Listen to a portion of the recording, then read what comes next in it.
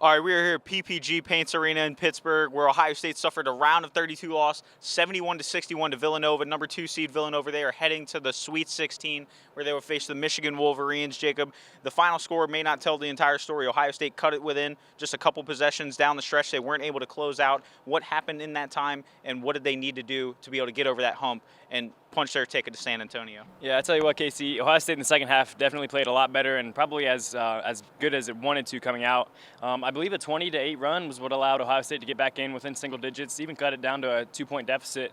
But, with 5:39 remaining, Ohio State just went 1 for 7 from the field and just really couldn't get anything to fall. And, what sticks out to me is the free throw percentage. Obviously, a 55%, clip at the line isn't going to get jobs done, especially when you're shooting against Villanova, who I believe is up there in the country in terms of free throw percentage. But, you mentioned it. E.J. Liddell and Malachi Branham really powered the Ohio State offense again. I believe it's 23 for Malachi and double figures again for Liddell.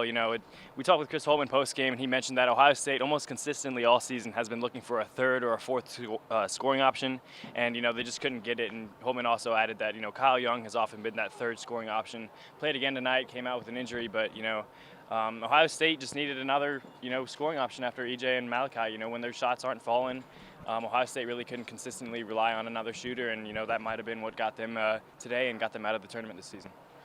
Yeah, one player for sure for Villanova was Colin Gillespie that really made an impact. His legacy will live on forever outside of Philadelphia there for the Wildcats. Two guys for Ohio State, though, that are going to have legacies that will last a lifetime are E.J. Liddell and Kyle Young. What do you think Ohio State and Buckeye Nation are going to remember them as, Jack? I mean, when you talk about E.J. Liddell, I think you can't really talk about the Holtman era without talking about E.J. Liddell, because I think he was the best player to play under Holtman at Ohio State. I mean, obviously he's had some great players, Keita Bates-Diop, Jay-Sean Tate, but E.J. Liddell really came into his own, last year, as a second scoring option next to Dwayne Washington. This year as the man himself, being that guy that the Buckeyes could count on every night. 43 straight games with 10 or more points is just an unreal stat. And when you look at Kyle Young, I mean, he's the guy that's really personified the Holtman era so far.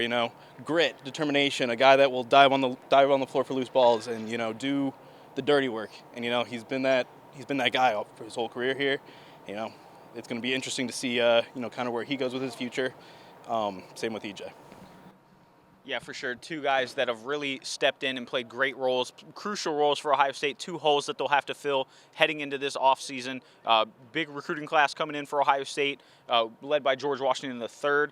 For Jack Emerson and Jacob Benge, we'll have all the coverage during this rebuild for Ohio State, signing off for the last time this season. From March Madness, PPG Paints Arena in Pittsburgh, I'm Casey Smith. Take care.